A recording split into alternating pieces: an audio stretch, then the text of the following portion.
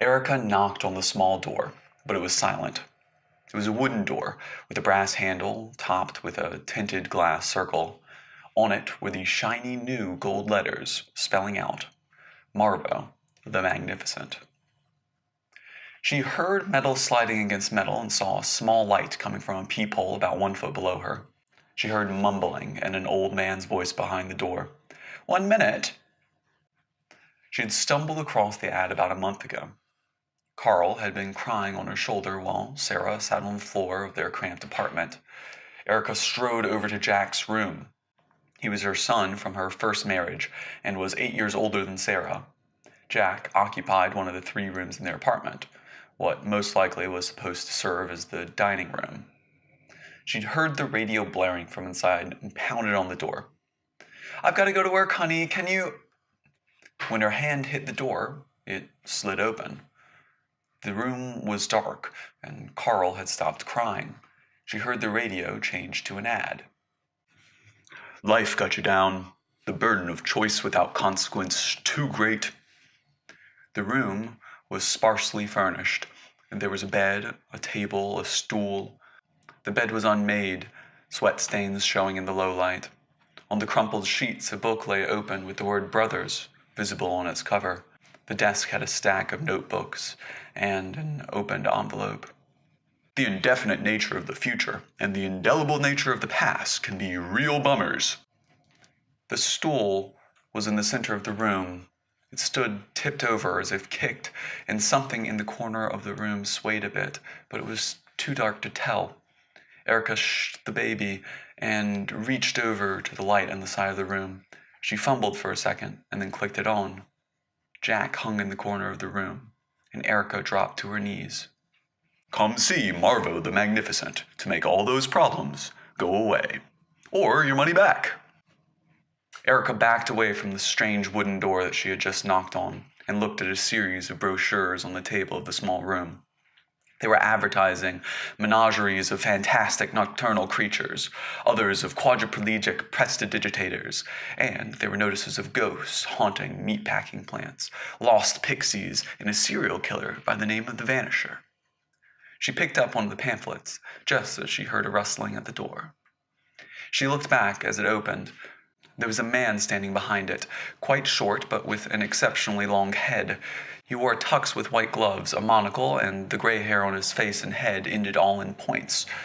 Erica brought her hand to her mouth and snorted. I'm sorry, I think... And then tears came. She just couldn't stop them coming these days. She turned away from the man, feeling a bit of embarrassment and sorrow.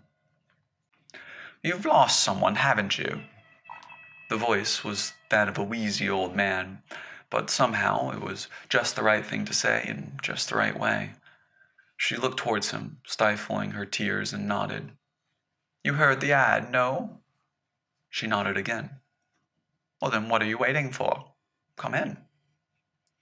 The man shuffled into the office, and Erica moved in, hesitating after him.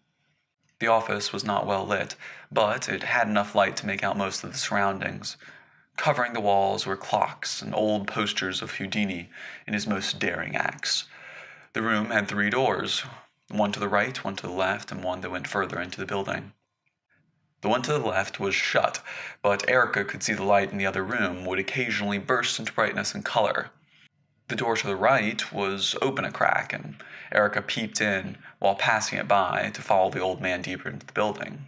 This room was filled with calendars and astronomical models for predicting the path of planets and stars. But the man shuffled past each, paying them no heed, and Erica followed after him, wiping her face. I don't have much money, you know." "No worries, no worries."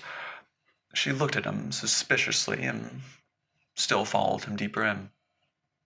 How long is this going to take?" "Oh, not long. In fact, we're already here." And in front of them were 2 doorways, the end of this hall. One was made of driftwood, smooth lines curving down its frame, and etched into it was a mother. The lines that made her were waving and flowing. Her face was bearing an ephemeral smile. The other door seemed to be made of sandstone, Strong horizontal lines climbed up its red-brown exterior, and in the center of the door was carved a father. He was blocky and harsh, with a grimace and a furrowed brow. The man bowed his head and extended his arms forward, one hand on either door. Erica felt a shiver run down her spine. He then looked back at her. "You have two choices." He gestured to the door of the father. "If you choose this door, one thing will get better." He inhaled sharply. "Just one thing, and just a bit better. Now, this does not mean that things won't improve or get worse in the future, but this choice is to push, to nudge things in the right direction." He smiled and turned towards the other door. "But this door is to try things anew. All will change, whether for better or worse, I cannot say. But the foundations of you will be ripped away, and you may start again. Now let me be clear here. This door is not a way for you to learn from the past. This door is change, a true blank slate. And the choice is yours." Erica looked at the pamphlet that was still in her hand. It was a pamphlet for a new preschool that was starting a block from her house.